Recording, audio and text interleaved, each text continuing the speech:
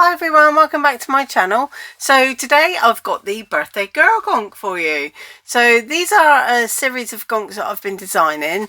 I had the Christmas one, I've got the boy and I've got the girl, which are birthday. I'll just show you actually. That's the boy one that I did recently, and then there's the Christmas one.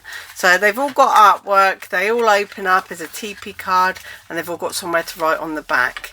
I'll show you how they come in a second. They're available in my Etsy and Ko-fi shop, and the girl one is like so, and they come like this. So you get the artwork here, and you can put just that flat on the front of the teepee card and you're good to go. And that's the teepee card. It's got all the instructions on there how to do it, so it's really simple to do. And like I say, you can have as much dimension on there as you require, and you can have it completely flat, you can sparkle it up. There's so many things you can do with it. So what it is it just stands like this. So a teepee card has been around for many moons, and what you do is you just make this shape, and there's several ways of doing it, and I've got a tutorial which I'll put in the description on how to do it with no PDF. So you don't need to buy my PDFs and do it. It's just that you've got artwork here which is ready to go, and I'm quite happy for you to sell projects that you've handmade but not sell the artwork, etc. Usual type of policy. Now with the balloon you can decorate it with, I was going to do a whole alphabet, and then I thought, well, that'd be so fiddly to cut out. So use peel-offs, use stamps, use die cuts, whatever you want to do. That was a ready-made die cut, already done on a sheet. This was I cut them out of white card, so, and obviously you can stamp and emboss. So there's many ways that you can do it. So have fun, put little sprinkles on it, little gem in the bow centre there and things like that. So let's get started and show you how to do it. So I've got instructions at the base here. So all it says is, once you've downloaded these, and I'll do them in PDF and JPEG, so it's simple for you to do, is score from A to B, A to C, A to D and A to E. Now the Christmas one is different, but because I've done a video tutorial on it, I'm going to leave it as it is. It's just 1 and 2 around the other way. I had you cut this out first, but by cutting it out first then you lose the A, B, C, D, and you have to mark the card and put it back in, so a bit pointless really. So while it's in situ like this, you can get your scoring tool and make sure it's in the right place. So just angle your ruler and then just test. You can go off the top and the bottom. You can use any type of score tool, but use your score tool that, like I've got a ball tool here. You can use empty pens, paper clips, all sorts of things. So just go all the way down like that, all the way down each one. So that's going to be exactly the same place. The white line between the white and the pink will be even, so you know you're in the right spot. And then just score all of those. Once they're all scored, cut inside the black line. Now when you cut inside the black line, make sure that your ruler is covering your work, and make sure it's clean. That's another point. So if you're using a craft knife, cover your work, use the craft knife. If you go wrong, you're only going to ruin this bit, not the artwork and your card. If you're using scissors, then just cut just slightly inside. Now I don't get machines to cut all this out. I cut it, everything I design on PDF and JPEG, I cut out myself to prove it works. So I need to know that you guys can do it. And then everything's fine. So if you've got PDFs, JPEGs, just print them on the same settings, like both bits of artwork on the same settings, and you'll be good to go. So once that's all done, then I will show you what it comes out like, because part 1 is you need to add it all together. So I've cut everything out that comes with the card.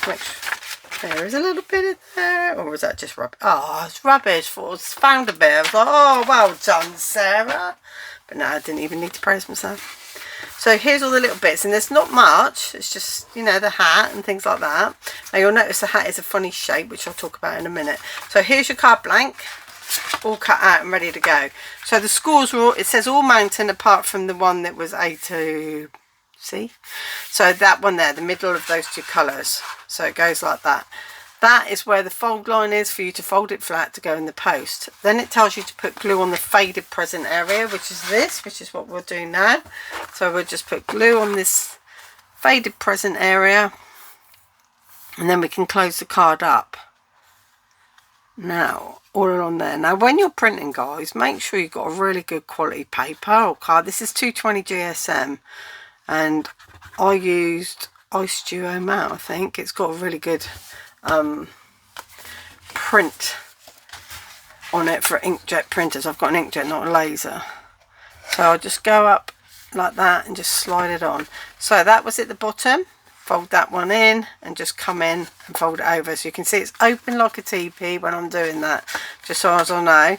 And then push that side in, fold it flat, and then you can make sure everything's all smoothed down and good to go. Now if you wanted to do any stamping, do it before you do the fold, because it's going to be a bit bouncy and you stamp and make marks on it and things like that. So this is where the gnome goes, and you can see the one I've cut out. If you were to just glue that now and put this gnome that I've cut out on top, it just fits perfectly. The little candle goes at the top and the feet at the bottom, and then you're good to go. That will fold flat and then the actual gnome done, and you can just decorate it. It's got quite a lot of shading on it, so it looks like it's 3D already. But if you want to enhance it, then you've got this optional 3D decoupage, which is why I say optional. Now I've got an order of decoupage, and the reason there's an order is if you're using silicone glue more than anything, and obviously like the present comes in the hand, so it's only about 1, 2, 3, 4, 5, 6, 7 things.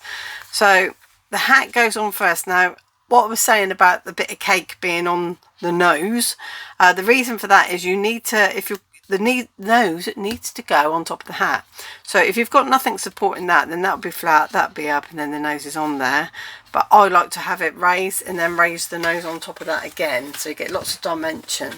So we're just going to put 3 strips of foam tape, one right down the centre like this, but I'm not shaping the hat, I'm just leaving it flat, but I will shape almost everything else, just not the parcel, well, just not the first the present without the bow. I will shape the bow, but not the present. So that comes off there. When it's long things like this, I do tend to use rolled tape foam, but you can obviously use what you like. And you'll notice I'm doing this while this is still flat, not on the card, because the card hasn't been put under books to stop being so springy. So I'll just be like, oh, come here, come here. So that's the only reason why. And then you need to get yourself, ideally eye level. You can pick it up and put it in front of your face so that you can see it, or you can be overhead. Now I can't be overhead because there's a camera overhead, so I'm doing an angle and hope I'm pretty good with it. So that goes on like that. The next order of operation is the nose. So the nose is only this big, and like I said before, I do use pens. Now if you're going to be colouring the edges, these aren't coloured because I wanted you to see what it's like without colouring in case you don't. But if you're going to colour the edges, have the coloured bit facing you and then work from the back forward. And the reason is, if you go wrong like that and you get pen on it, you're only getting pen on the back of the artwork, not on the front of it. So just a little tip for you guys. So you can just take this in your hands between finger and thumb, just curve it very gently, just to give it a little bit of dimension there, like so. And then if you want it to be more sideways dimension, you can do that. So you see it's a bit of a dome now, and we just pop a bit of foam pad on the back. Now always keep your foam pad on the carrier when you're cutting, and then you won't wreck your scissors. These are old scissors just in case, because I really hate wrecking scissors. Bit funny about me scissors. Can't oh, when the men come and they use your scissors and it's your ribbon scissors. Can't do anything. You can't use ribbon scissors for anything other than ribbon. You'll blunt them. Just no. Tie a bit of ribbon on the handle. They may not use them then. They'll be like, oh, I'm not using the pretty scissors. So we've got the highlight at the top and the dark at the bottom, and we're just going to go over the hat and make sure it's covering it, and I'm up high enough. I think that's about right. Can't see because I'm not over it. You guys can probably see better than me. Then we go to the present. That's the next order. Like I say, the present stays flat. That bit looks like it might fit. Let's have that bit. Chop that off. Pop that on. Take off the back. Make sure. Put that over. So get a corner in. Now that you're right, get the top of the opposite bow, so diagonal, and you should be good to go. Then we're going to do the little bow piece. You don't have to do it. Obviously, everything is optional. So if you're like, oh, it's too fiddly, I don't want to do that, but don't do it. It's fine. So put your thumbnail on the curve of where the bow is, where you're going to put your gem. Don't put your gem onto the end. And then just gently curve finger and thumb like that. So you get a nice big dent in your bow. So you've got a nice bit of dimension. Now this bit needs to be glued flat onto there. So I'll just put a bit of glue there. Like so. And I will put links to the other PDFs that are available in the description. I don't know if I said that already, but I will. So that if you want all of them, but like I say, my Ko-fi shop would be open all of the time, but Etsy closes with holidays because I can't keep parts of it open, and I sell personalised cards as well. So I can't post them when I'm away, but I can sell the PDFs. So if you're after them, head to Ko-fi. So snip those off. And then what you do is you pop the centre bit down flat. So you want that to go down onto that circle like so, holding the wings of the bow up in the air to stop them catching.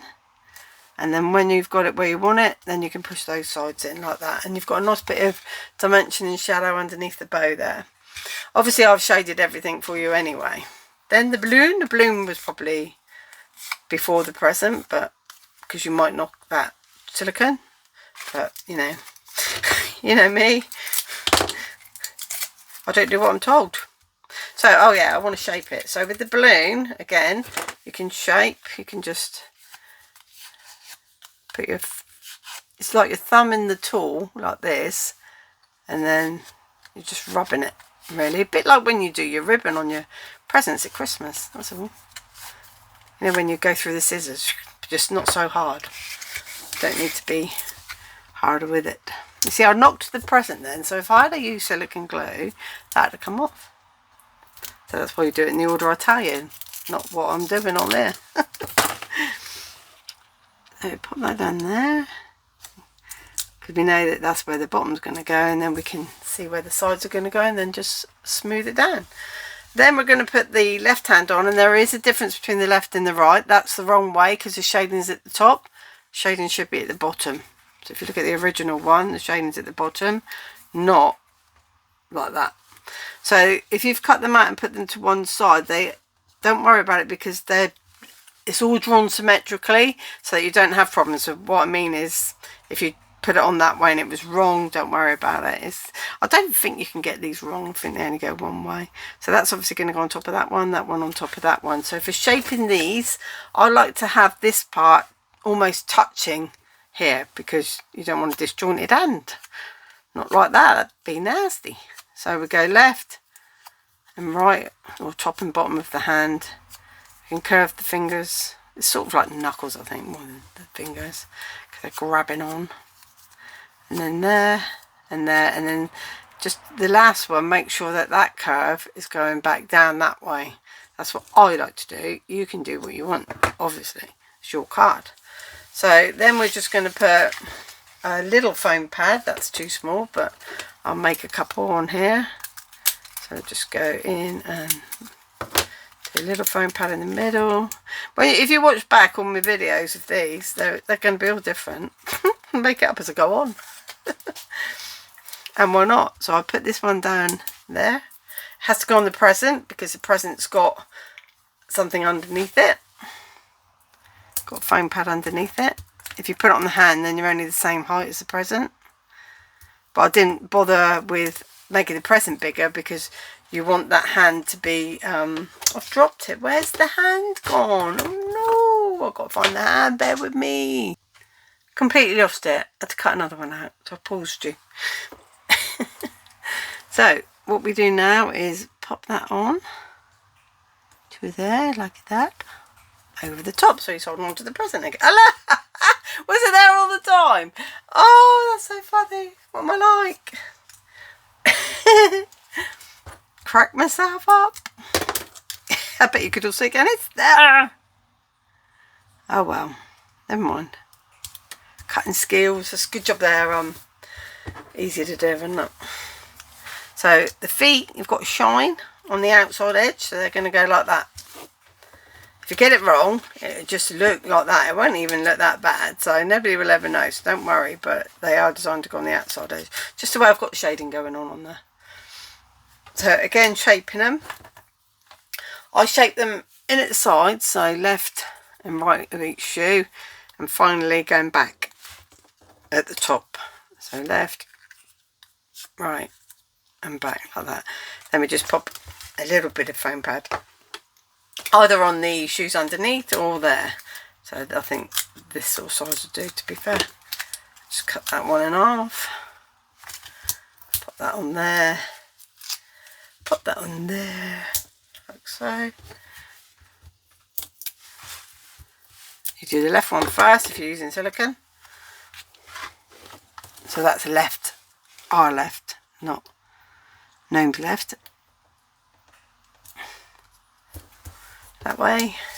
And there's one on here, and we've just got to pop it on the card and we're done. If you want to decorate our glitters and, you know, little gems onto the bow and things like that, then do it now. It's probably the best time to do it. And then we just add glue all the way over the white section of the card that we made earlier. So just going to pop glue onto this.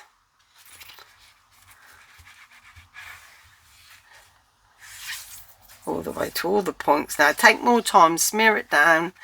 I'm just doing it for speed of the video.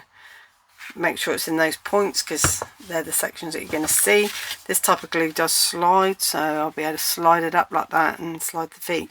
So what happens is, like I said, the candle goes right to the top like that, and the shoes, if you turn it over, left point and right point go to the points of the shoes, so they're right on the points, but turn it over because you may need to go up and down a little bit, or left and right just a tad, to get any white gone. Then give it a good old squash down, let it dry, and then you're done. So it stands up like this, so this bit opens up, it's been folded flat, so we open that back up, and then it just stands on someone's shelf like that. So it's really cool, isn't it? Because all they're going to see is that front section there. So it's really nice, and obviously add your numbers, like I say, and any decoration that you want to do. So thanks for watching, guys, and I'll see you again soon. Bye.